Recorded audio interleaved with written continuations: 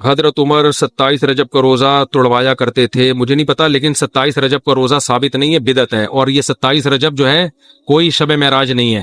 معراج ثابت ہے نبی صلی اللہ علیہ وسلم کی، لیکن کس تاریخ ہوئی ہے اس کا کسی مستند حدیث میں کوئی تذکرہ نہیں ہے. رجب میں بھی ہوئی ہے کہ نہیں یہ بھی نہیں پتا. تو خام ہمیں 27 رجب کو نہیں عبادت کی رات بنا دیں، اور 27 رجب کو روزے کا دن بھی نہ بنائیں. نہ یہ روزے کا دن ہے، نہ یہ رات عبادت کی رات ہے، اور نہ یہ نبی صلی اللہ علیہ وسلم کی معراج کی رات. اللہ نے یہ تاریخیں ہم سے چھپا دی ہیں تاکہ لوگ ان میں بدعتیں نہ کریں. بس ہمارا عقیدہ ہے آپ صلی اللہ علیہ وسلم معراج پہ گئے تھے، کس تاریخ کو گئے تھے ہمیں نہیں پتا. کوئی ہے ہی نہیں، کوئی روایتیں نہیں ملتی، بہت متضاد روایتیں اور ساری موضوع من گھڑت حدیث ضعیف ہیں. تو ایسا کچھ نہیں ہے. ان من اشد الناس عذابا یوم القیامت المصورون، آپ صلی اللہ علیہ وسلم نے فرمایا کہ سب سے سخت ترین عذاب تصویر بنانے والے کو ہوگا. اور صحابہ کرام سے جو اس حدیث کی تفسیر منقول ہے وہ یہ ہے کہ اس سے مراد چہرے کی تصویر ہے، بے جان چیزوں کی یا نیچے کے دھڑ کی تصویریں بنا سکتے ہیں. تو یہ جب ہے جب ہاتھ سے آپ کسی پیپر پہ یا دیوار پہ تصویر بناتے ہیں، جیسے کہ مصور لوگ کر رہے ہوتے ہیں. البتہ یہ جو ڈیجیٹل فارم میں تصویر ہوتی ہے، بہت سے علماء کا موقف یہ ہے کہ یہ اس تصویر حرام میں داخل نہیں ہے. اس میں بہت ساری اس میں دلائل ہیں، لیکن یہ میں اگر دلائل ریکارڈ کرواؤں گا تو بات بہت لمبی ہو جائے گی. بہت سے علماء کی رائے میں یہ جو ڈیجٹ فارم میں تصویر ہوتی ہے یہ اس حرام تصویر میں داخل نہیں ہے جس میں نبی صلی اللہ علیہ وسلم کی وعید ہے. تو اس لیے ڈیجٹ فارم میں تصویر بنانے کی ہماری رائے میں گنجائش ہے. البتہ مسئلہ چونکہ علماء کے مابین اختلافی، اگر کوئی احتیاط کرے اور ڈیجٹ فارم میں بھی تصویر نہ بنائے چہرے کی تو احتیاط کی بات ہے. لیکن بہرحال ہماری رائے میں اور اسی طرح دارالعلوم کرنگی ان علماء کی رائے میں ڈیجٹ فارم میں کوئی تصویر ہو اس کی ڈیزائننگ کی اجازت ہے. وہ انشاءاللہ اللہ سے امید کی جا سکتی ہے، اس پہ وہ گناہ نہیں ہوگا. مفتی صاحب، یونیورسٹی کی مسجد میں جماعت کے ساتھ نماز ہوتی ہے مگر کبھی مسجد کی جماعت کے ساتھ نماز رہ جاتی ہے تو 5 سے 10 طلبہ مل کر الگ جماعت کروا لیتے ہیں. کیا اس طرح جماعت کروانا درست ہے یا ایک مسجد میں صرف ایک ہی جماعت ہونی چاہیے؟ دیکھیں، اگر پراپر مسجد ہے جس میں پراپر امام موجود ہو اور نماز کی پراپر ٹائمنگ موجود ہو تو اس میں پھر جو جماعت کی نماز ہے نا، جس ٹائم پہ جماعت کھڑی ہوتی ہے اسی کی پابندی کرنا لازم ہے. سب پر لازم ہے کہ اس جماعت میں وہ پہنچیں. اس میں ہر شخص کا اپنی اپنی جماعتیں کروانا یہ ٹھیک عمل نہیں ہے. مصنف ابن ابی شیبہ جو حدیث کی مشہور کتاب ہے جس میں صحابہ اور تابعین کے آثار ہوتے ہیں، اس میں حدیث موجود ہے کہ صحابہ کرام میں رواج تھا کہ اگر وہ مسجد میں آتے اور دیکھتے کہ جماعت سے نماز ہو چکی ہے تو یا تو انفرادی نماز پڑھتے یا مسجد سے باہر اپنے گھر میں دوسری جماعت کرا لیتے. تو اس لیے جو پراپر اگر مسجد ہے یونیورسٹی میں تو مسجد کی جماعت کا اہتمام کریں سب لوگ. اور اگر کسی وجہ سے جماعت نکل جائے تو پھر اس حدیث کی روشنی میں اپنی نماز پڑھنی چاہیے، ان کو جماعت نہ کرائیں. جماعت کرانی ہو تو مسجد سے باہر ضرور کرائیں، وہ اچھی بات ہے تاکہ جماعت کی فضیلت ملے. کیونکہ مسجد میں بار بار جب جماعتیں ہوتی ہیں تو اس سے جو مسجد کی اصل جماعت ہے اس کی ویلیو ختم ہو جاتی ہے. گو کہ نبی صلی اللہ علیہ وسلم کے دور میں کبھی کبھار ایسا ہوا ہے کہ مسجد میں دوسری جماعت بھی ہوئی ہے، لیکن یہ بہت کم ہوا ہے، عام رواج نہیں تھا. اور صحابہ کرام کا جو عام رواج تھا، ظاہر ہے صحابہ نے بھی نبی ہی کو فالو کیا ہے نا، تو ان کا جو عام رواج ملتا ہے ہمیں وہ یہی ملتا ہے جو مصنف ابن ابی شیبہ میں ہے کہ عام طور پر ان میں یہ رواج نہیں تھا. عام رواج ان میں یہی تھا کہ اگر مسجد میں جماعت ہو چکی ہوتی تو وہ پھر گھر میں جماعت کرواتے، یعنی مسجد سے باہر، یا وہیں انفرادی نماز پڑھ لیتے. تو اس لیے بہتر یہی ہے کہ آپ مسجد سے باہر جماعت کریں یا اپنی طور پر انفرادی نماز پھر مسجد میں پڑھیں. البتہ اگر ہمارے اس فتوے کو کوئی فالو نہیں کرتا اور کسی ایسے عالم کی رائے کو فالو کر رہا ہے جو دوسری جماعت کو بھی ٹھیک سمجھتے ہیں تو مسجد میں افتراق اور انتشار کا سبب نہ بنایا جائے. یعنی بعض دفعہ یہ ہوتا ہے کہ دوسری جماعت ہو رہی ہے تو کوئی جا کے ہمارا فتویٰ دکھاتا ہے، بھئی مفتی یہ کہہ رہے ہیں کہ یہ جائز نہیں ہے، تو پھر پھڈے بازی نہ کریں. ایک دفعہ بات بتا دیں، کوئی مان لے ٹھیک ہے، نہیں مانے تو جو ہو رہا ہے ہونے دیں. دوسری جماعت کرا لینا اتنا برا نہیں ہے، مسجد میں لڑنا زیادہ برا عمل ہے. تو دوسری جماعت کے غلط ہونے کی دلیل یہ ہے کہ یہ رواج جب چل پڑتا ہے تو پہلی جماعت کی ویلیو ختم ہوتی ہے. جیسے کہ آپ دیکھیں عرب ملکوں میں دوسری جماعتیں ہوتی ہیں تو میں نے بہت دیکھا ہے وہاں پہ کہ جماعتیں ہی ہوتی رہتی ہیں. پھر تو انسان مسجد کی جماعت میں اسی خوف سے تو شرکت کرتا ہے کہ جماعت نکل جائے گی تو میں جماعت کی فضیلت سے محروم ہو جاؤں گا، تو ہر شخص بھاگنے کی کوشش کرتا ہے. اگر ایک ٹرین ہے جس میں آپ کو پتا ہے میں ٹائم پہ نہیں پہنچا تو ٹرین نکل جائے گی تو سب اسی میں پہنچیں گے. لیکن اگر آپ کو یہ پتا ہے کہ ایک ٹرین نکل گئی تو دوسری بھی آنے والی ہے تو پھر اس ٹرین میں کون سفر کرے گا؟ تو جماعت کی جو نماز ہے نا اس میں مقصد ہے کہ مسلمانوں کی بڑی تعداد اکٹھی شریک ہو، تو وہ اکٹھی ہی شریک ہوگی تو فائدے حاصل ہوں گے. اور ہر جسے پشتوں میں کہتے ہیں اخبل طریقے سے سب جماعتیں کرانا شروع کر دیں تو مسجد کی جماعت کی ویلیو اس سے کم ہو جائے گی۔ مفتی صاحب، پاکستان کی موجودہ صورتحال کے بارے میں درست اسلامی رد عمل کیا ہونا چاہیے؟ دیکھیں، دو انتہائیں ہیں یہاں پر ہمارے ہاں۔ ایک انتہا تو یہ ہے کہ ایسا رد عمل ہو کہ اسٹیٹ ہی خطرے میں پڑ جائے، اسٹیٹ کا وجود ہی خطرے میں پڑ جائے، مار دھاڑ توڑ پھوڑ اور یا اسلحہ اٹھا کے دھماکے کرنا۔ اس سے تو یہ تو وہ ری ایکشن ہے جس سے ملک کا بیڑا غرق ہو جائے گا اور ریاست کا وجود خطرے میں پڑ جائے گا۔ اور ایک یہ کہ کچھ کیا ہی نہ جائے، بس حکومت جو بھی کر رہی ہے اس کی ہاں میں ہاں ملاتے چلے جائیں، غلط کاموں میں بھی حکومت کی تائید کرتے چلے جائیں، یہ بھی غلط ہے۔ تو بیلنس بات یہی ہے کہ اس پہ اپنا ری ایکشن بھی ریکارڈ کروانا چاہیے، جو صحیح ہو رہا ہے اس کو صحیح کہا جائے، جو غلط ہو رہا ہے اس کو غلط کہا جائے۔ اور جو عوام کا ایک قانونی اور آئینی حق ہے احتجاج، جو پوری دنیا میں ایک آئینی اور قانونی حق مانا جاتا ہے، اس احتجاج کو فوکس کیا جائے، پرامن طریقے سے احتجاج کیا جائے۔ اس کے بڑے یعنی یہ بالکل ایسا نہیں ہے کہ اس کا کوئی فائدہ نہیں ہوتا، تو ایسا پرامن احتجاج اگر کیا جائے تو پوری دنیا میں آپ کہیں بھی ٹریولنگ کریں، پوری دنیا میں آپ کو جو ایک آپ کا احتجاج ہے، عوام کا جو ری ایکشن ہے، اس کا حق دیا جاتا ہے، تو وہ حق استعمال کیا جائے، یہی ہو سکتا ہے۔ دیکھیں، من رأى منکم منکرا فلیغیرہ بیدہ فإن لم یستطع فبلسانہ فإن لم یستطع فبقلبہ۔ نبی صلی اللہ علیہ وسلم نے فرمایا جب کوئی برائی دیکھو تو زبان سے، ہاتھ سے تبدیل کرو، اگر ہاتھ سے تبدیل کرنے کی طاقت نہیں ہے تو زبان سے بھی طاقت نہیں ہے تو پھر دل میں نیت رکھو۔ تو جو اپنے بس میں ہے وہ کریں، جو بس میں نہیں ہے یا کوئی ایسا کام جس کا رزلٹ خطرناک نکلنے کا خطرہ ہو، جس سے اسلام دشمن یا ملک دشمن قوتیں فائدہ اٹھا رہی ہوں، اس سے بہرحال ایوائڈ کیا جائے اور اجتناب کیا جائے۔ اور یہ ری ایکشن جو میں نے کہا کہ کیا جائے، یہ بھی اس میں بھی شرط یہ ہے کہ آپ پہلے تحقیق کریں کہ جو خبر آپ تک پہنچی ہے وہ درست بھی ہے یا نہیں ہے۔ جب بھی ملکی حالات خراب ہوتے ہیں نا تو غیر ملکی میڈیا اور غیر ملکی جو اسلام دشمن یا ملک دشمن قوتیں، بڑی بڑی طاقتیں، وہ ایکٹیو ہو جاتی ہیں، پھر وہ بہت سارے صحافیوں کو، یوٹیوبرز کو یوز کرتی ہیں کہ منفی پروپیگنڈا کرو۔ تو کچھ حقیقت ہوتی ہے، کچھ اس میں پروپیگنڈا کر کے اس کو بہت بڑا چڑھا کر بیان کیا جاتا ہے، عوام مشتعل ہو جاتی ہے اور اس سے اپنے ملک کا نقصان ہوتا ہے۔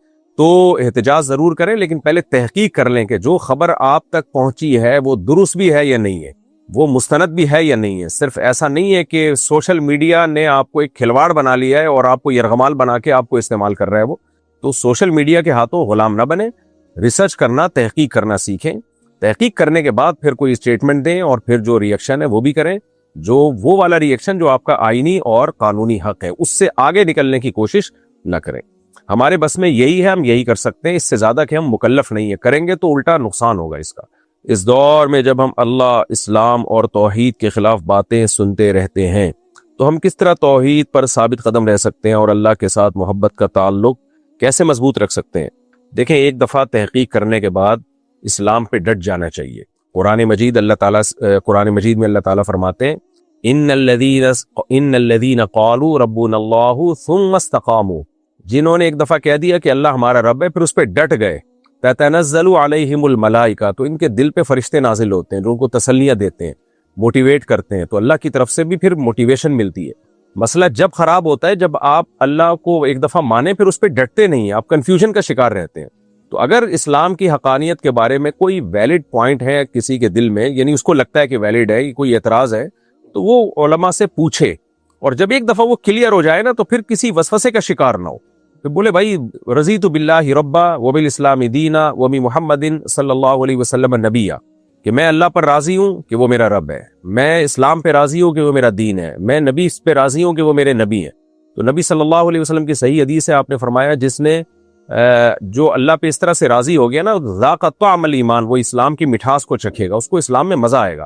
تو ہماری جو یونیورسٹیاں ہیں آج کل، ان میں کچھ پروفیسر ایسے ہوتے ہیں جو سائنس سے کچھ ضرورت سے زیادہ متاثر ہو جاتے ہیں۔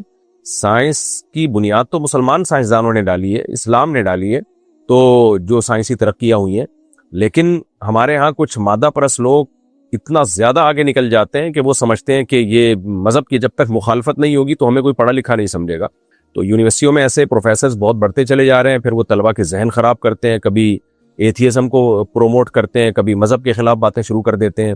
تو آپ ایک دفعہ تحقیق کر کے ڈٹ جائیں اسلام پہ، اور پھر ایسے لوگوں کی یعنی لفٹ نہ کرائیں، ایسے لوگوں کو، ایسے چینل نہ دیکھیں جس میں اس طرح کی باتیں ایتھیسٹ لوگ کر رہے ہوتے ہیں۔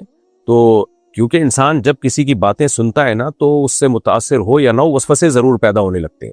تو اسی وجہ سے ہمارے نبی صلی اللہ علیہ وسلم نے ہمیں اچھی صحبت کا حکم دیا. اچھے لوگوں میں بیٹھیں آپ. اچھے کا مطلب جو اسلام کو فالو کرتے ہیں, قرآن پر اور اللہ پر ایمان رکھتے ہیں, یعنی خدا کی نظر میں جو اچھے ہیں. انسانوں کی نظر میں اچھائی کا کرائیٹیریا الگ ہے. جو گاڈ ہے, خدا ہے جس نے اس کائنات کو بنایا, اس کی نظر میں اچھائی کا معیار الگ ہے. انسانوں کی نظر میں شراب پینے والا برا نہیں ہے, جو مادہ پرست لوگ ہیں. خدا کی نظر میں برا ہے وہ آدمی. تو زنا کرنے والا مادہ پرستوں کی نظر میں برا نہیں ہے, خدا کی نظر میں برا ہے.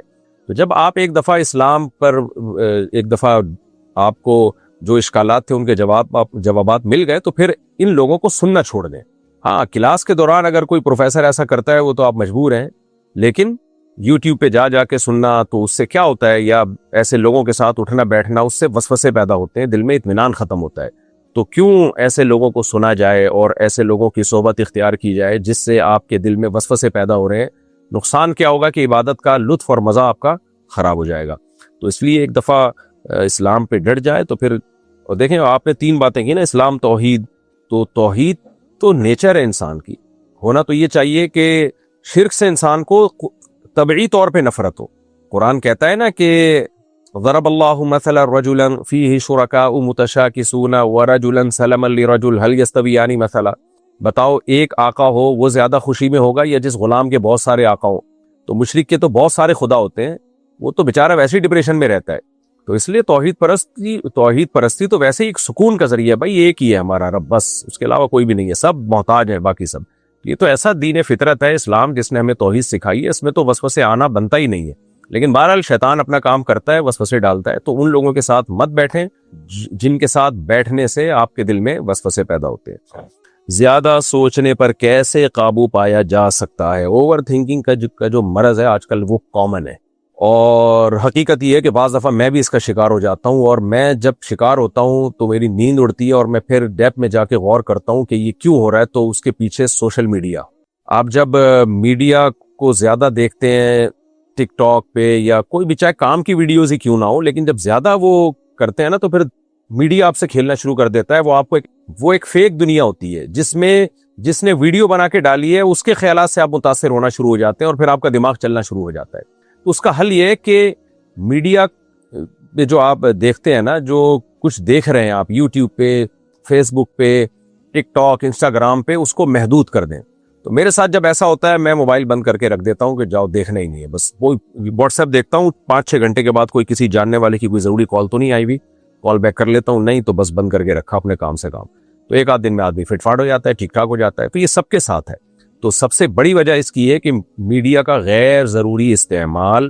آپ اگر موبائل پہ بہت زیادہ بیٹھتے ہیں, دیکھتے ہیں, ٹک ٹاک, انسٹاگرام, سوشل میڈیا کا بہت زیادہ استعمال کرتے ہیں, فیس بک کا, تو آپ اوور تھنکنگ کا شکار ہوتے ہیں. میرا اپنا ایکسپیرینس ہے یہ, ضروری نہیں کہ سب کے ساتھ ایسا ہی ایکسپیرینس ہو, لیکن یعنی بہت سے لوگوں کو میں نے تجربہ بھی کیا, ان کے ساتھ بھی ایسا ہوتا ہے. اس کا حل یہ ہے کہ بھائی اس کو بند کر کے رکھ دو, جان چھڑاؤ اس سے, اپنی زندگی جو ہے وہ جو مفید کاموں میں کھپاؤ آپ. تو پہلا کام تو آپ یہ کریں, اس سے آپ کی جو اوور تھنکنگ کی بیماری ہے نا, دماغ چلتا ہی رہتا ہے, انشاءاللہ اس میں کمی آئے گی. دوسری بات یہ ہے کہ فارغ آدمی بھی اوور تھنکنگ کا شکار ہوتا ہے. دیکھیں, دماغ ایک ایسی چیز ہے جو سوئے بغیر کام کرنا چھوڑتی نہیں ہے. آپ اگر چلتے ہیں نا تو آپ کی ٹانگیں تھکتی ہیں, اس کا حل یہ ہے کہ آپ چلنا چھوڑ دیں تو ٹانگوں کو ریسٹ مل جاتا ہے. ہاتھ کا کام ہے ویٹ اٹھانا, آپ وزن اٹھاتے ہیں یا ہاتھ سے کوئی بھی چیز اٹھاتے ہیں تو ہاتھ تھک جاتے ہیں. جیسے جم میں جاتے ہیں لڑکے, ویٹ اٹھا رہے ہوتے ہیں, تو ہاتھوں کا ریسٹ کیا ہے, وزن اٹھانے سے ہاتھوں کو روک دیے جائے تو ہاتھوں کو سکون مل جاتا ہے تھوڑی دیر میں. کان کا کام ہے سننا, سنتے رہیں گے آپ, تھک جائیں گے کان. اس کا حل یہ کہ سننا چھوڑ دیں آپ. آنکھ کا کام ہے دیکھنا, دیکھتے رہیں گے, تھک جائیں گے تو ہم آنکھوں کو بند کرتے ہیں تھوڑی دیر کے لیے, آنکھوں کو تھوڑا سکون ملتا ہے. دماغ کا کام ہے سوچنا. اب سوچنے کو آپ بند کرنا چاہیں تو یہ میرے اور آپ کے اختیار میں نہیں ہے. ٹانگیں چلنے سے روک سکتے ہیں, ہاتھ وزن اٹھانے سے روک سکتے ہیں, آنکھوں کو دیکھنے سے روک سکتے ہیں. دماغ کا کام ہے سوچنا, لیکن دماغ کو ہم سوچنے سے روک نہیں سکتے. میں اگر چاہوں میں اپنے دماغ کو سکون دوں اور میں یوں کر کے بیٹھ جاؤں کہ میں نہیں سوچوں, تو بھائی میرے اختیار میں نہیں ہے. دماغ سوچے گا, بلکہ جتنا آنکھیں بند کریں گے نا اور زیادہ سوچے گا دماغ.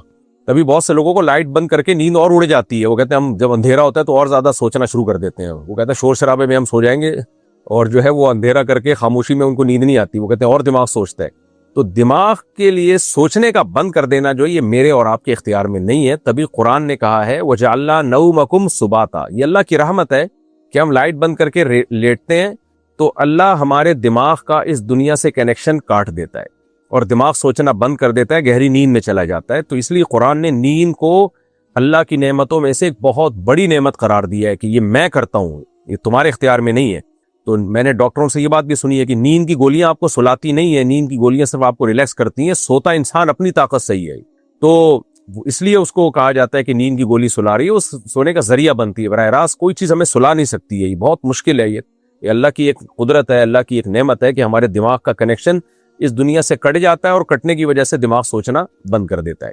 تو اب ہوتا یہ ہے کہ جب آپ اپنے دماغ کو مفید کاموں میں کھپائیں گے اور مفید کاموں میں جب آپ تھکیں گے تو پھر آپ کو خود بخود نیند آئے گی اور یہ اوور تھنکنگ کی بیماری ختم ہوگی. فزیکل ایکٹیویٹیز کو بڑھا دیں. پہلا کام تو میں نے آپ کو بتایا کہ سوشل میڈیا سے دوری بند کر دیں. موبائل مغرب کے بعد تو بالکل اس کو رکھ دینا چاہیے اور بلا وجہ ویسے بھی نہیں دیکھنا چاہیے. یعنی لوگوں کو دیکھا ہوگا ہم نے, بیٹھے بیٹھے ایک دم چلے جاتے ہیں, وہ اسکرول کرنا شروع کر دیتے ہیں, اس سے تو بہت زیادہ دماغ خراب ہوتا ہے. دوسرا کام فزیکل ایکٹیویٹی, ورزش, جاگنگ, جم, یہ ساری چیزیں بھی انسان کے دماغ کو ریلیکس کرتی ہیں کیونکہ آپ کا دماغ تو پھر بھی استعمال ہوتا ہے لیکن وہ تھک رہا ہے نا, مفید کاموں میں تھک رہا ہے. تو جب تھکے گا تو پھر نیند آئے گی, اس کو سوئے گا رات کو آرام سے. اور تیسری چیز ہے اپنے آپ کو فراغت سے بچانا. کوئی مفید کتاب پڑھیں, ہسٹری کی کتاب ہو یا کوئی دینی کتاب ہو یا کوئی بھی اچھی کتاب ہو جس کے پڑھنے سے آپ کو امپرومنٹ ہو. کوئی نئی زبان سیکھنا شروع کر دیں, انگلش لینگویج اگر زبان آتی ہے تو کوئی اور نئی عربی سیکھنا شروع کر دیں. تو اس طرح سے جب سارا دن مفید کاموں میں خرچ ہوتا ہے تو دماغ کو فالتو سوچنے کا موقع ملتا نہیں ہے. تو آپ بستر پہ لیٹیں گے, وہ دماغ تھکا ہوا ہوگا, سو جائے گا. اور دن میں بھی آپ کے پاس فالتو ٹائم ہی نہیں ہے تو اوور تھنکنگ ہوگی کیسے, کیونکہ آپ نے جو سوچنے کی چیزیں تھیں اس میں لگا دیا نا دماغ. خالی بالٹی ہو, خالی برتن ہو, اس میں کچھ بھی گند بھی ڈالا جا سکتا ہے, وہ پہلے سے بھرا ہوا ہے شہد سے, تو آپ کیا ڈالیں گے اس کے اندر. تو یہ اوور تھنکنگ کی بیماری اکثر ان لوگوں کی ہوتی ہے جو فارغ ہوتے ہیں. فارغ ہوتے ہیں تو وہ چاہتے ہیں ہمارا دماغ نہ چلے لیکن چلنا شروع ہو جاتا ہے. دماغ ایسی چیز ہے, وہ چلتا ہے, وہ جب تک جاگے ہوئے ہیں وہ سوچے گا وہ. تو اس لیے صحیح چیزیں سوچتے رہیں, یعنی اپنے آپ کو صحیح کاموں میں کھپائیں تو دماغ خود بخود صحیح چیزیں سوچے گا اور پھر وہ اوور تھنکنگ کا شکار نہیں ہوگا. تو فراغت سے اجتناب اور سوشل میڈیا اور موبائل کی جو ایپس ہیں ان سے اجتناب اگر کریں گے, انسٹاگرام وغیرہ, فیس بک وغیرہ, تو انشاءاللہ یہ بیماری ٹھیک ہو جائے گی. پھر بھی ٹھیک نہ ہو تو قریبی ڈاکٹر سے رجوع کریں.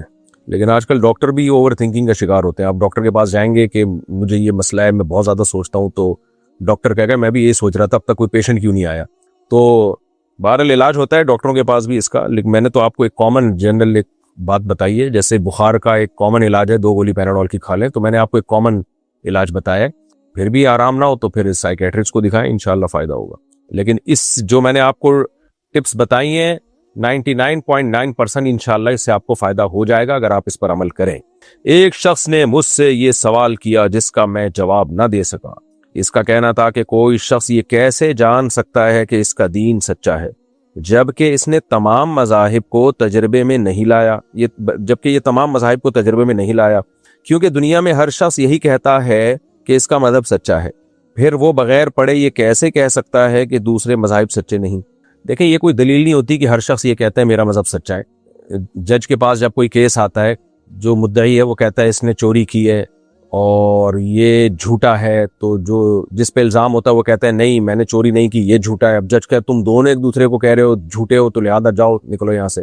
جج کا کام ہوتا ہے وہ تحقیق کرے کہ دعویٰ تو دونوں ہی اپنے سچا ہونے کا کر رہے ہیں, لیکن کس کے سچا ہونے کی دلیل ہے, کس کے سچا ہونے کی دلیل نہیں ہے, جج اس پہ تحقیق کرتا ہے. تو جب بہت سارے دنیا میں مذاہب ہیں تو ہمارے ذمہ ہم تحقیق کریں, لیکن یہ تحقیق اللہ نے بہت آسان رکھی ہے, کوئی مشکل چیز نہیں ہے. اس کے لیے ضروری نہیں ہے کہ آپ وہ مذہب اختیار کر کے اس کو فالو کر کے دیکھیں, بلکہ ان مذہب کی تعلیمات کو آپ اگر گوگل پہ بھی پڑھ لیں گے نا, بہت زیادہ ڈیپ میں نہ جائیں, سرسری معلومات بھی لے لیں گے تو فوراً آپ کو پتہ چل جائے گا کہ وہ مذاہب باطل ہیں. کیوں باطل ہیں؟ اس لیے کہ ہر مذہب کی بنیاد جو ہے وہ شرک سے شروع ہو رہی ہے, اسلام کے علاوہ ہر مذہب کی بنیاد. تو آپ دیکھ لیں, تو شرک تو ایسی چیز ہے بھائی, خدا دو کیسے ہو سکتے ہیں, معبود دو کیسے ہو سکتے ہیں. تو اس لیے یعنی اس کی مثال ایسے ہے کہ آپ کے سامنے بہت سارے لوگ کھڑے ہوئے ہوں, اور آپ کو پتہ نہ چل رہا ہو, کوئی کہے کہ ان میں ایک بندہ صاف ستھرا ہے اور باقی جو ہے وہ میلے کچیلے ہیں. اب آپ کیا, میں جب تک تحقیق نہیں کروں گا تو مجھے کیسے پتا چلے گا کون میلا کچیلا ہوگا؟ یہ تحقیق کی کیا ضرورت ہے؟ آپ دیکھ لو, بدبو آ رہی ہے اس کی باڈی سے, اس کے کتنا کچرا ہے, کتنا پسینہ نکل رہا ہے, اور یہ کیسی خوشبوئیں مار رہا ہے یہ. تو یہ اس کے لیے ضروری نہیں کہ گلے مل کے ہر ایک کی بغلیں چیک کریں آپ جا کے کیا ہو رہا ہے, وہ پتہ چل جاتا ہے صاف ستھرا آدمی بیٹھا ہوا اور میلا کچیلا آدمی بیٹھا ہوا. تو آپ اگر اسلام کو کمپیئر کریں گے نا دوسرے مذاہب سے, تو اول نظر میں پہلی دفعہ میں ہی آپ کو پتہ چل جائے گا بھائی اسلام کی ٹکر کا کوئی مذہب ہے نہیں. کیونکہ جتنے مذاہب میں شرک سے ان کی بنیاد شروع ہو رہی ہے, اپنے ہاتھوں سے پتھروں کو بنا کے, پتھروں سے بتوں کو بنا کے ان کے سامنے جھکنا, یہ شرک کی بدبو تو سیکنڈوں میں پتہ چل جاتی ہے کہ یہ انسان ہے, کیوں جھکوں بھائی ہم ان کے آگے, ہم کیوں جانوروں کو خدا بنائیں, ہم کیوں کسی مخلوق کو مقدس مانیں, یہ سب ہماری خدمت کے لیے, ہم کیوں مقدس مانیں ان کو. اور جن مذاہب میں توحید ہے, عیسائیت میں آپ دیکھ لیں, مسیحیت میں آپ دیکھ لیں, حضرت عیسیٰ ابن مریم کو اللہ کا بیٹا کہہ دیا, تو یہ کیا لاجک کی بات ہے؟ یہ خدا تو ایسا ہے, لیسا کمثلہ شیء, وہ اس مخلوق سے ہٹ کر ایک الگ ذات ہے, وہ کائنات سے ہٹ کر ایک الگ ذات ہے. تو وہ لم یلد ولم یولد, یہ کتنی اسلام کی ایک فطرت کو اپیل کرنے والی دعوت ہے کہ وہ وحدہ لا شریک لہ ہے, اس کا جیسا کوئی بھی نہیں ہے. اور ایک یہودیت ہے جو توحید پرستی کا دعویٰ کرتا ہے, لیکن آپ یہودیت کی تعلیمات دیکھ لیں, آپ ریسرچ کر کے دیکھ لیں, تو آپ کو بہت زیادہ ڈیپ میں نہیں جانا پڑے گا. ان کے پاس وہ تعلیمات ہیں ہی نہیں جو اسلام کے پاس ہیں. جو مذہب آپ کو گائیڈ ہی نہ کر سکتا ہو, نہ عبادت میں, نہ وراثت میں, اور نہ حلال و حرام کے حکام میں وہ ڈیٹیل سے تعلیمات ہی نہ دے سکتا ہو, تو بھئی وہ مذہب کیسے برحق اور کیسے درست ہو سکتا ہے؟ تو اس کے لیے بہت زیادہ ڈیپ میں جانے کی ضرورت نہیں ہے. اس کے لیے آپ سرسری بھی اگر اسٹڈی کریں گے, مطالعہ کریں گے, تو ہاں بشرطے کہ بصیرت کی آنکھیں کھول کے, تو آپ کو فوراً پتہ چل جائے گا کہ اسلام کی ٹکر کا کوئی مذہب ہے نہیں. تو اس لیے یہ دعویٰ ہی غلط ہے کہ جب تک ہم تمام مذاہب کو پریکٹیکلی اختیار نہیں کر لیتے تو اس وقت تک ہمیں پتہ ہی نہیں چلے گا کہ کون سا مذہب درست ہے, کون سا مذہب صحیح ہے. یہ بات غلط ہے. یہ اسلام کے بارے میں تو کہی جا سکتی ہے کہ غیر مسلم جن کو اسلام پہ اعتراضات ہے, ذرا چند دن مسلمان بن کے دیکھو تو پتہ چل جائے گا. یہ ہم ان کو تو یہ بات کہہ سکتے ہیں. اول تو ان کے لیے بھی یہ ضروری نہیں ہے, کیونکہ اسلام کی خوشبو, جو اسلام کا عبادات کا نظام ہے, رمضان دیکھ لیں, اسلام کے زکوٰۃ کا نظام دیکھ لیں, حج دیکھ لیں, پھر اسلام میں جو صلہ رحمی ہے, والدین کے حقوق ہیں, بیوی بچوں کے حقوق ہیں, پوری اس کی ایک تفصیل ہے. فقہ کی اتنی موٹی موٹی کتابیں, اتنی بڑی بڑی جلدوں میں ہوتی ہیں اسلامی قانون کی. کیا دنیا میں کسی اور مذہب کے پاس اتنی بڑی بڑی جلدوں میں قانون ہے؟ قانون ہی نہیں ہے تو اس کے صحیح اور غلط ہونے کی بات تو بات کی چیز ہے. تو ایک قانون جو خدائی قانون ہے وہ ہے ہی مسلمانوں کے پاس, ان کے علاوہ کسی اور کے پاس ہے نہیں. وہ اس پہ میرے تفصیلی بیانات بھی ہیں بہت ڈیٹیل سے, ایک ڈیڑھ گھنٹے کے, مختلف یونیورسٹیوں میں, باہر ملکوں میں, کہ بھئی اسلام کے کو آپ کمپیئر دوسرے مذہب سے کریں گے تو اسلام کا پلڑا بہرحال بھاری رہے گا. اس لیے یہ اعتراض درست نہیں ہے کہ جب تک تمام مذاہب کو پریکٹیکلی تجربہ کر کے نہ دیکھا جائے تو ہمیں کیسے پتہ چلے گا. یہ کہنے کی حد تک ہے. عملی طور پر جب آپ مشاہدہ کریں گے مذاہب کا اور اسلام کا تو آپ کو یہ دعویٰ غلط معلوم ہوگا. اگر آپ کی کوئی اچھی دوست ہو, یہ کسی لڑکی نے پوچھا ہے یونیورسٹی کی, اگر آپ کی کوئی اچھی دوست ہو اور کسی غلط فہمی کی وجہ سے بغیر آپ کی غلطی کے دوستی ختم ہو جائے, آپ کو بہت دکھ ہوا اور کافی وقت بعد وہ آ کر وضاحت کرے اور سب کچھ صاف ہو جائے, لیکن دوبارہ دوستی اور مکمل معاف کرنے کے باوجود آپ کو پہلے جیسی خاص وابستگی محسوس نہ ہو, جبکہ وہ آپ کے ساتھ دوستی کر کے بہت خوش ہو, تو کیا یہ اس کے ساتھ ناانصافی ہے؟ آپ اب بھی اس کے ساتھ وقت گزارتے ہیں, گھومنے پھرنے جاتے ہیں, مگر وہ اب آپ کے دل میں خاص نہیں رہی, تو اس بارے میں کیا رائے ہے؟ کچھ بھی نہیں ہے, کوئی بات نہیں. اگر خاص نہیں رہی تو کوئی اتنا بڑا مسئلہ نہیں ہے. دیکھیں, اسلام نے رشتے جوڑنے کا حکم دیا ہے. دوستیاں تو ہوتی ہیں, ختم بھی ہو جاتی ہیں, دشمنی نہ رکھیں بس. اور بہت زیادہ گہری دوستیاں بھی ٹھیک نہیں ہیں اس زمانے میں. اس کے فائدے کے بجائے نقصانات کا خطرہ آج کل زیادہ ہوتا ہے. تو اگر آپ کی اس سے دوستی تھی اور ختم ہو گئی تو پھر دوستی ہو گئی, تو آپ کو زیادہ اس سے دوستی نہیں ہے تو کوئی مسئلہ نہیں ہے, کوئی اتنی ٹینشن لینے کا نہیں ہے. یہ جو کنوارے لڑکے لڑکیاں ہوتی ہیں نا, ان کے ساتھ یہ پرابلم ہوتی ہے, ان کو دوستیوں میں بڑی دلچسپی ہوتی ہے. جب شادی ہو جاتی ہے, اپنا شوہر بچے اپنی زندگی میں مصروف, تو وہ ساری دوستیاں پھر ایک اس میں آ جاتی ہیں, ایک لمٹ میں آ جاتی ہیں, اعتدال میں آ جاتی ہیں. تو یہ کنوارے لڑکے لڑکیوں کی دوستیاں, کیونکہ جو جس سے ہونی چاہیے دوستی, جو ایک ہسبینڈ ہونا چاہیے, وہ مارکیٹ میں ہے نہیں, یا انہوں نے نکاح کیا نہیں ہوتا, تو پھر ظاہر ہے لڑکوں کے ساتھ بھی یہی مسئلہ ہے. جب شادی ہوتی ہے تو پھر وہ بیوی بچوں سے محبت کرتے ہیں اپنے اور گھر کو ٹائم دیتے ہیں. جو شریف شرفا ہے ان کی بات کر رہا ہوں, ورنہ اس سے پہلے جگری دوستیاں چل رہی ہوتی ہیں ان کی بھی. تو بھائی دوستی بس لمٹ میں ہی ہونی چاہیے. اور میں نہیں کہہ رہا کہ آپ کسی سے بد اخلاقی کریں, بدتمیزی کریں, لیکن ایک لمٹ میں دوستی اچھی ہوتی ہے. بہت زیادہ جذباتی ہو جانا, جذباتی ہونے کا مطلب یہ کہ وہ دوست مل نہیں رہا تو اب آپ کو ڈپریشن شروع ہو گئی, یہ ٹھیک نہیں ہے.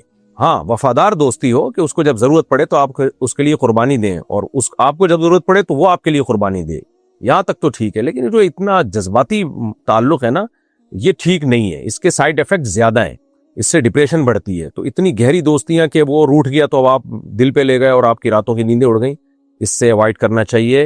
اور ماں باپ کو بھی چاہیے اپنی اولادوں کو اس ٹائپ کی دوستیوں سے روکیں. ان کو بتائیں کہ یونیورسٹی آپ جا رہے ہو یا جا رہی ہو, بیٹا بس سرسری دوستی لگانی ہے, سلام دعا کی حد تک, hello hi how are you fine, ٹھیک ہے. باقی روٹھ گئی تو اب دل خراب ہو گیا, اور تو یہ سب نقصان دہ ہوتا ہے. تو اس لیے آپ کو اب وہ جذبات نہیں ہے, تو یہ پازیٹیو چیز ہے, اچھی بات ہے کہ بہت زیادہ آپ کو گہری دوستی نہیں رہی, کیونکہ آپ اپنا ٹائم جو پڑھائی میں ہے اس میں لگائیں اور اپنے گھر کو ٹائم دیں. دوستیوں میں زیادہ ٹائم نہیں دینا چاہیے, اس کے نقصانات اس زمانے میں فائدوں سے زیادہ ہیں. اچھا بھائی, ہم یہ نیت کر کے پڑھتے ہیں کہ والدین بھی خوش ہوں گے اور اللہ بھی خوش ہوگا. ماشاءاللہ ماشاءاللہ. مگر نماز فرض ہے. یونیورسٹی کی کلاسز کے دوران اکثر نماز کا خیال نہیں رہتا اور گھر آ کر یاد آتا ہے کہ نماز نہیں پڑھی, پھر قضا پڑھنی پڑتی ہے. نماز قضا نہ ہو اور وقت پر ادا ہو, اس کی عادت کیسے ڈالی جائے؟ پہلی بات تو یہ کہ اسلام میں نا شرک کے بعد نماز قضا کرنے سے بڑا کوئی جرم ہے نہیں. میدان جہاد میں اللہ نے نماز چھوڑنے کی اجازت نہیں دی ہے, تو یونیورسٹی میں کلاس کے دوران نماز قضا کرنے کی اجازت کیسے دے دی ہوگی؟ کسی قیمت پہ اس کی اجازت نہیں ہے, تو آپ کو بہر صورت نماز پڑھنی پڑے گی. یہ اسلام کا ایک رکن ہے جس کے بغیر اسلام مکمل ہی نہیں ہوتا, اور بعض فقہا کے نزدیک تو اسلام سے ہی خارج ہو جاتا ہے اگر کوئی جان کر نماز چھوڑ دے. تو اس لیے یہ تو آپشنل نہیں ہے کہ قضا ہو گئی. لوگ مجھ سے پوچھ رہے ہوتے ہیں, میں سفر میں ہوتا ہوں, نماز قضا ہو جاتی ہے تو کیسے پڑھوں؟ بھائی کتنے آرام سے تم کہہ رہے ہو نماز قضا ہو جاتی ہے, جیسے کوئی جرم ہی نہیں ہے. تو اس لیے پہلی بات تو اس کی کوشش کریں کسی صورت میں نماز قضا نہ ہو, اور عادت ڈالنے کے لیے کچھ اپنے اوپر جرمانہ رکھیں. اگر ڈیلے ہو جائے ٹائم پہ تو اپنے آپ کو سزا دیں, کچھ پیسے صدقہ کریں, تو وہ اتنی کم رقم بھی نہ ہو کہ پتہ ہی نہ چلے کہ سزا کا احساس ہی نہ ہو, اور اتنی زیادہ بھی نہ ہو کہ وہ سزا دی نہ جا سکے اپنے آپ کو. تو ایک بیلنس رقم اپنی آمدن یا اپنے حساب کتاب کو دیکھ کے اس پہ ایک رکھ لی جائے. کچھ سزا دیں اپنے آپ کو تاکہ عادت ڈلے. اگر لڑکا اور لڑکی ایک دوسرے کو 7 سال سے پسند کرتے ہوں, بہت کم ٹائم ہے جس سے پسند کر رہے ہیں, اور دونوں کی نیت شادی کی ہو, سبحان اللہ, لیکن لڑکی کے گھر والے یہ کہہ کر انکار کر دیں, وہی ہوا جس کا ڈر تھا, یہی کہہ کر انکار کرتے ہیں کہ ہم ذات سے باہر شادی نہیں کرتے, تو پھر کیا کیا جائے؟ ان کو اللہ کے عذاب سے ڈرایا جائے, لڑکی کے گھر والوں کو, کہ کمبختوں تمہیں شرم نہیں آتی, تم نے اپنی بچی کو پہلے کو ایجوکیشن یونیورسٹی میں ایڈمیشن بھی دلوا دیا, اور پھر اس کی کسی سے دوستی ہو رہی ہے, وہ کسی کو پسند کر رہی ہے, تو اس پہ بھی کوئی روک ٹوک نہیں ہے. اور جب 7 سال ہو گئے وہ اٹیچمنٹ کے بعد پھر کہہ رہے ہو ہم خاندان سے باہر شادی نہیں کرتے, تو ریکارڈنگ ہو رہی ہے. اگر یہ ریکارڈنگ نہ ہوتی, آپ مجھ سے چھاؤں میں ملتے, تو میں بتاتا کہ ایسے لوگوں کے ساتھ کیا کرنا چاہیے. یہ بہت بڑا جرم ہے, بہت بڑی زیادتی ہے. ایسے ماں باپ کو یہ نبی صلی اللہ علیہ وسلم کی حدیث سنانی چاہیے. نبی صلی اللہ علیہ وسلم نے ارشاد فرمایا, لن ترى للمتحابین مثل النکاح, 2 محبت کرنے والوں میں نکاح سے بہتر کوئی چیز نہیں ہے. اور آپ صلی اللہ علیہ وسلم نے یہ بھی فرمایا, اذا خطب الیکم من ترضون دینہ وخلقہ فزوجوہ, جب تمہاری بیٹی کی طرف کوئی شخص نکاح کا پیغام بھیجے جس کے دین اور اخلاق سے تم راضی ہو, یعنی کوئی بڑی خرابی نہیں ہے اس میں. اب دین کا معیار بھی ہر ایک کا مختلف ہوتا ہے, اخلاق کا معیار بھی اپنی بچی کے حساب سے ہی دیکھا جائے گا نا. تو فزوجوہ, اس کے پیغام کو قبول کرو. الا تفعلوہ تکن فتنۃ فی الارض وفساد کبیر, اگر تم نہیں قبول کرو گے تو زمین میں بہت بڑا فساد ہوگا. یعنی یہ چیز سوسائٹی میں بہت بڑے فساد کا ذریعہ بنے گی. وہ فساد کیا ہے؟ زنا کی طرف بھی جا سکتی ہے سوسائٹی, ڈپریشن میں جا سکتی ہیں لڑکیاں یا لڑکا جو بھی ہے.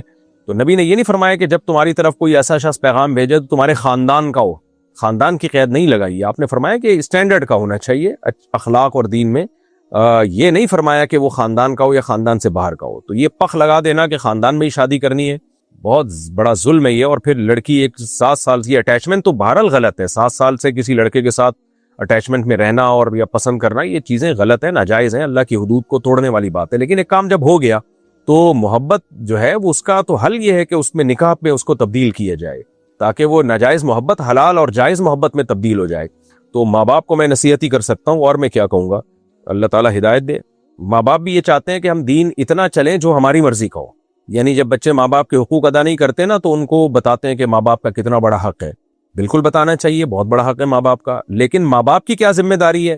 جب یہاں بات آتی ہے تو پھر وہ اپنے رسم اور کلچر کی بات شروع کر دیتے ہیں کہ کلچر کیا کہتا ہے اور تم ماں باپ کی مرضی کے خلاف جا رہے ہو. تو یعنی ہر شخص یہ چاہتا ہے کہ مجھے میری مرضی کا دین بتایا جائے, اور جو دین مجھ پہ ذمہ داریاں ڈالتا ہے اس سے ہر آدمی اجتناب کرتا ہے.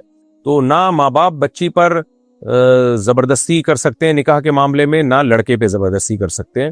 تو میں یہی مشورہ دے سکتا ہوں ان کے ماں باپ کو, ریکویسٹ ہی کر سکتا ہوں کہ یہ جو آپ نے پخ لگا دی ہے کہ جی خاندان سے باہر ہم نے شادی نہیں کرنی, یہ غلط ہے. ہاں کوئی اور معقول ریزن ہو پھر ایک الگ بات ہے, پھر منع کر سکتے ہیں. بعض دفعہ یہ معقول ریزن یہ ہوتی ہے کہ وہ لڑکا جس کو لڑکی پسند کرتی ہے ماں باپ کو پتہ ہوتا ہے وہ ہمارے سٹینڈرڈ کا نہیں ہے اور وہ ہمارے جوڑ کی شادی نہیں ہے, اب لڑکی بعد میں جا کے عذاب میں پڑ جائے گی, کیونکہ لڑکے بعض دفعہ بیوقوف بھی بنا رہے ہوتے ہیں لڑکیوں کو. تو اگر کوئی واقعی ویلڈ ریزن ہے تو ٹھیک ہے, لیکن ویلڈ ریزن نہیں ہے. اچھا یہ کلپ سن کے ایسا نہ ہو ماں باپ پھر کوئی ریزن نکالنا شروع کر دیں. تو اللہ کو حاضر ناظر جان کے آپ نے فیصلہ کرنا ہے, اپنی پسند پہ اپنی بیٹی کی یا بیٹے کی پسند کو ترجیح دیں. تو میں یہی کر سکتا ہوں, اس سے زیادہ میرے اختیار میں ہے نہیں. میں اگر پولیس میں ہوتا تو ابا اماں کو اچھی طرح سے سمجھا دیتا. علماء کا بہت بڑا حلقہ اثر ہے اور وہ پاکستان میں ہونے والی غلط کاریوں سے خوش نہیں. انہیں دین کا بہترین علم ہے اور یہ بھی جانتے ہیں کہ نبی صلی اللہ علیہ وسلم نے مدینہ کی ریاست کیسے چلائی.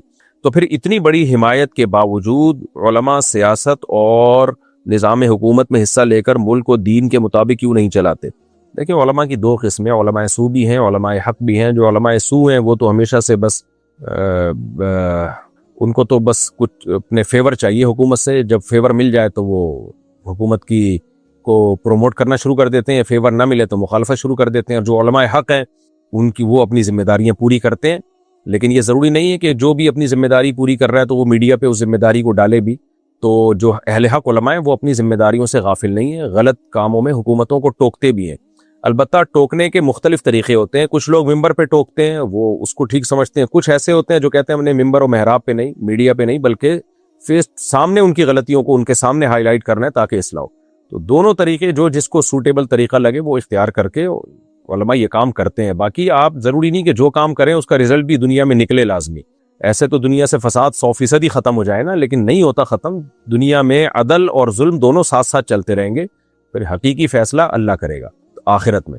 تو ہمیں جو بھی ہمارے بس میں ہو, ظلم کے خلاف, غلط کے خلاف, ناجائز کے خلاف, وہ ہمیں کرنا چاہیے, لیکن ایسا کام جس کا اچھا رزلٹ نکلے. کام برائے کام مقصد نہیں ہوتا, اس کا رزلٹ اچھا نکلے. ایسا بعض دفعہ کام اس طریقے سے کیا جاتا ہے کہ اس کا رزلٹ اور زیادہ خراب نکل آتا ہے. تو یہ کہنا کہ جو ہے وہ علماء سیاست میں نہیں ہے یا علماء حکومت کو سمجھاتے نہیں ہیں, یہ سب علماء کے بارے میں نہیں کہا جا سکتا. یہ اگر کوئی شخص شادی کا وعدہ کرے قسمیں کھا کے, یہاں تک کہ یہ کہے کہ میرے گھر میں بھی بہنیں ہیں, کل کو میری بھی بیٹی ہوگی, میں کبھی دھوکہ نہیں دے سکتا. اگر میں نے دھوکہ دیا تو روز محشر مجھے معاف نہ کیا جائے. یہ کسی لڑکی نے پوچھا ہے جی. اور پھر 4 سال سے زیادہ نکاح کا لالچ دے کر بغیر کسی وجہ کے یہ کہہ کر چھوڑ دے کہ میں اللہ کے لیے سب کو چھوڑ رہا ہوں, اور چند ہی مہینوں میں کسی دوسری لڑکی کے پاس چلا جائے, تو اس لڑکے کے لیے شرعاً کیا حکم ہے اور لڑکی کو کیا کرنا چاہیے؟ اگر پہلے ہی بچپن کے صدمات کی وجہ سے لوگوں پر اعتماد نہ ہو اور جس پر بھروسہ کیا جائے وہ بھی ایسا کرے, تو وہ لڑکی کیا کرے گی؟ شادی اور مردوں پر اعتماد کیسے بحال ہو؟ یہ یورپ میں مسئلہ ہمارے ملک سے بھی زیادہ ہے, اور اب ہمارے ملک میں بھی اب آنا شروع ہو گیا یہ مسئلہ کہ لڑکے لڑکیوں سے دوستیاں لگاتے ہیں, محبت کی باتیں کرتے ہیں, مس یوز کرتے ہیں, اور جو ہے وہ شادی کی باتیں لالچ سے دے کے بڑی بڑی قسمیں اٹھا کے پھر ان کی زندگی میں کوئی دوسری لڑکی آتی ہے, پہلی والی کو چھوڑ دیتے ہیں. وہ میں نے جب سے مسائل بتانا شروع کیے ہیں میرے پاس بہت دفعہ یہ مسئلہ آیا ہے, اور اتنا مس یوز کرتے ہیں کہ لڑکیاں پھر ان کے دل میں خودکشی کے خیالات آنا شروع ہو جاتے ہیں. ایک ہاسپٹل میں میرا جانا ہوا, رات کے وقت میں گیا, ہمارے کسی جاننے والے کا ہاسپٹل تھا, اور یہ بات بھی 10-12 سال پرانی ہوگی, بلکہ شاید اس سے بھی زیادہ. تو وہ کلینک تھی ان کی, ہاسپٹل نہیں, ایک چھوٹی سی کلینک تھی, اور ایک ایسے علاقے میں ذرا پسماندہ علاقہ تھا. تو وہاں روزانہ یعنی میرا جانا ہوتا رہتا تھا وہاں, تو میں دیکھتا تھا خودکشی کے کیس بہت آ رہے ہیں, ینگ لڑکیاں بالکل. 18-19 سال کی لڑکیاں, 16 سال کی لڑکی بھی, تو وہ کچھ پی لیا تو وہ ہاسپٹل میں لے کر آئے, کوئی بچ گئی کوئی مر گئی, یہ سلسلہ چل رہا ہوتا تھا. میں نے ڈاکٹر صاحب سے پوچھا یہ کہانی کیا ہے, تو ڈاکٹر صاحب نے بتایا کہ زیادہ تر وہ کیسز ہیں جن میں مالدار گھروں کے لڑکے, ڈیفینس, کلفٹن, کراچی میں تو یہ پوش علاقے ہیں, ان گھروں کے لڑکے ان غریب خوبصورت لڑکیوں کو نکاح کی لالچ دیتے ہیں, گھماتے ہیں پھراتے ہیں. بھی لڑکیوں کے پاس پیسہ نہیں ہوتا تو وہ پیسہ دیکھ کے پاگل ہو جاتی ہیں, تو ٹھیک ٹھاک پیسہ خرچ کرتے ہیں, مس یوز کرتے ہیں اور بڑے بڑے باتیں کرتے ہیں, بڑی بڑی باتیں ان کے سامنے کر کے جب دل بھر جاتا ہے تو اس کو ٹیشو پیپر کی طرح پھینک کے دوسری لڑکی زندگی میں آتی ہے, اور پھر یہ ترستی ہے اس کی یاد میں, نیندیں اڑ جاتی ہیں, اور نتیجہ یہ نکلتا ہے کہ پھر کوئی بلیچ پی کے آ رہی ہے, کوئی زہر پی کے آ رہی ہے. اور جب یہ بات بتا رہے تو اس وقت بھی ایک 14 یا 15 سال کی لڑکی بیڈ پہ لیٹی ہوئی تھی جس کو ڈرپ چڑھ رہی تھی, جس نے خودکشی کی تھی. یہ ہماری سوسائٹی میں ہے. اب آپ نے مجھ سے پوچھا, میں آپ کو جو جواب دے رہا ہوں اس میں کوئی لگی لپٹی بات نہیں کروں گا, یہ آپ کی بھی غلطی ہے کہ آپ نے شرعی حدود کو کراس کیوں کیا. ایک شخص آپ سے 4 سال سے تعلق رکھے ہوئے ہے اور وہ آپ سے باتیں کر رہا ہے کہ میں یہ کر دوں گا, میں یہ کر دوں گا, میں وہ کر دوں گا. بھئی آپ نے شریعت کو کیوں نہیں دیکھا؟ کیا شریعت آپ کو اجازت دیتی ہے کہ ایسے شخص سے آپ ریلیشن رکھیں, ایسے شخص سے آپ دوستی رکھیں؟ اسلام میں گرل فرینڈ بوائے فرینڈ کا کوئی تصور نہیں ہے. یہ تو گدے گھوڑوں کی ایک زندگی ہوتی ہے جو فیمیل سے ایک ان کا تعلق ہوتا ہے, اور جب دل بھر جائے تو چھوڑ کے چلے جاتے ہیں. اسلام میں تو نکاح کا ریلیشن ہے. تو آپ کو چاہیے تھا جب وہ نکاح کے وعدے کر رہا تھا, آپ کہتی بھئی یا تو نکاح کرو یا ختم, سیٹ اپ, پیغام بھیجو میرے گھر میں, اگر نکاح ہو جاتا ہے ٹھیک ہے, نہیں تو نکلو آپ یہاں سے. تو آپ کی بھی غلطی ہے کہ آپ نے ایک حرام ریلیشن ایک شخص سے رکھا کیوں, چاہے وہ دوستی کی حد تک ہی کیوں نہ ہو, تو کیوں رکھا آپ نے؟ تو یہ لڑکے تو یہ کام کرتے ہیں, چسکے لیتے ہیں وہ. اب جو آدمی آپ کو مس یوز کر رہا ہے, کیا وہ جھوٹی قسمیں نہیں اٹھائے گا؟ کیا وہ یہ باتیں نہیں کرے گا میرے گھر میں بھی بیٹیاں ہیں, میرے گھر میں بھی یعنی بیٹیاں ہو سکتی ہیں اور میرے گھر میں بھی بہنیں ہیں؟ تو مردوں کے ڈائلاگ ہوتے ہیں. تو لڑکی کو چاہیے وہ خود بھی ہوش کے ناخن لے, اور ماں باپ کو بھی چاہیے وہ اپنی بچیوں کی ایکٹیویٹیز پہ نظر رکھیں کہ کیوں بوائے فرینڈ بنایا گا بھائی تم نے. تو بات ساری یہی ہے کہ جب وقت پر جذبات پورے نہیں ہوتے تو پھر حرام ریلیشن بنتے ہیں. تو میں بار بار یہ چیخ رہا ہوں نا کہ بچی کے بالغ ہونے کے بعد اس کی شادی کی جائے, اور تعلیم کو شادی میں رکاوٹ نہ سمجھا جائے. شادی کے بعد بھی خدا کی قسم تعلیم حاصل کی جا سکتی ہے. اس پروپیگنڈے کو دماغ سے نکالیں کہ نکاح اور تعلیم جو ہے ایک دوسرے کے خلاف ہے, ایسا کچھ بھی نہیں ہے. شادی کے بعد بھی جا سکتے ہیں. اگر آپ کو یہ خطرہ ہے کہ شادی کے بعد بچے ہو گئے تو پھر ہم پڑھیں گے کیسے, تو بھائی بچے روک لیے جائیں کچھ وقت تک کے لیے. لوگ روکتے نہیں ہیں, نکاح کے بعد 4-4 5-5 سال لوگ بچے روک رہے ہوتے ہیں. بلا ضرورت بچے روکنا اچھا کام نہیں ہے. لیکن اگر آپ سمجھتے ہیں بھائی بچے ہو گئے, تو کوئی لڑکی سمجھتی ہے کہ میرے اگر شادی کے بعد بچی پیدا یعنی اولاد ہو گئی تو میں پڑھ نہیں سکوں گی, تو ٹھیک ہے اولاد کی پیدائش کو ڈیلے کر لیا جائے کچھ وقت تک کے لیے, تعلیم مکمل تک کرنے یعنی جب تک مکمل نہیں ہو جاتی. اس میں کوئی ناجائز بات نہیں ہے, لیکن نکاح سے ایوائڈ نہ کیا جائے. تو کیونکہ بچیاں جب بالغ ہوتی ہیں ان کے ایک جذبات ہوتے ہیں, ان میں بھی ایک ڈیزائرز ہوتی ہیں جو نیچرل ہیں, جو غلط نہیں ہے. لڑکے میں بھی جذبات ہوتے ہیں. تو شریعت نے یہی کہا ہے کہ بھائی ان کو میاں بیوی بنا کے ان کو ایک دوسرے کی تسکین کا ذریعہ بننے دو. لِتَسْكُنُوا إِلَيْهَا, قرآن نے کہا ہے نا میاں بیوی تسکین کا ذریعہ بنتے ہیں. تو اگر یہ نکاح ہماری سوسائٹی میں نہیں ہوگا تو یہ آپ کا صرف اکیلی کا واقعہ نہیں ہے. اللہ نے آپ کو خودکشی سے بچایا, ورنہ آج جائیں آپ دیکھیں اسپتالوں میں لائن لگی ہوئی ہے ڈپریشن سے مرنے والی بچیوں کی, اور جو حالات چل رہے ہیں وہ اسی طرح ہی ہیں. لڑکے تو چسکے لیتے ہیں اور لڑکیاں یرغمال بنتی ہیں. عورت کا دل اللہ نے نرم رکھا ہے, وہ چکنی چپڑی باتوں میں جلدی آ جاتی ہے. تو اس لیے آپ سے جو غلطی ہوئی آپ اس پہ توبہ اور استغفار کریں, اور جس خبیث آدمی نے آپ کو لڑکے نے دھوکہ دیا اس کا دماغ سے تصور نکال دیں اور مایوسی چھوڑ دیں. یہ جو آپ نے کہا کہ بچپن میں بھی آپ کے ساتھ زیادتی ہوئی, کوئی ناانصافی کسی نے دھوکہ دیا ہوگا, یا یہ شخص شادی کا بہانہ کر کے نکل گیا, تو یہ دھوکوں سے جو مایوسی پھیل رہی ہے, مایوسی تو آپ کو پتہ ہے کفر ہے. تو ایسا نہیں ہے کہ اچھے لڑکے دنیا میں مر گئے ہیں, ختم ہو گئے ہیں. ایک تجربہ آپ کو ہو گیا تو آپ سب سے بڑی بات یہ کہ اپنے والدین کو بھی اس میں لے کر آئیں. باپ کا تجربہ بہت زیادہ ہوتا ہے. مرد کے لیے یہ جانچنا کہ یہ لڑکا 2 نمبر ہے یا 1 نمبر, یہ آسان ہے. تو اپنے والد یا بھائیوں کو اعتماد میں لیں, وہ آپ کے لیے کوئی مناسب رشتہ تلاش کریں, اور وہ دیکھیں گے, وہ جج کریں گے, وہ آپ پہ نہ چھوڑ دیں. وہ جج کریں گے کہ یہ بندہ ٹھیک ہے یا نہیں ہے. تو بہت سی لڑکیوں کے گھر بسے ہوئے ہیں, وہ لائف کو انجوائے کر رہی ہیں. سارے مرد اگر 2 نمبر ہوتے, سارے ہی برے ہوتے, تو یہ اتنے سارے گھر بسے ہوئے کیسے ہوتے؟ تو میں نے آپ کا یہ سوال کا جواب تفصیل سے اس لیے دیا ہے تاکہ دوسری لڑکیوں کو عبرت ہو اور وہ مردوں کی اور لڑکوں کی چکنی چپڑی باتوں میں نہ آئیں. اسلام میں بس ایک ہی ریلیشن ہے میاں بیوی کا، اس کے علاوہ مرد سے آپ کا ریلیشن بوائے فرینڈ والا ریلیشن نہیں ہو سکتا. اور یہ 4 سال کے لیے جو شادی کے وعدے کر رہے ہوتے ہیں یہ ہوتے ہی 2 نمبر لوگ ہیں. اگر ان میں تپڑ ہوتا تو اسی وقت نکاح کی آفر کرتے آپ کو، اگر یہ 1 نمبر ہوتے.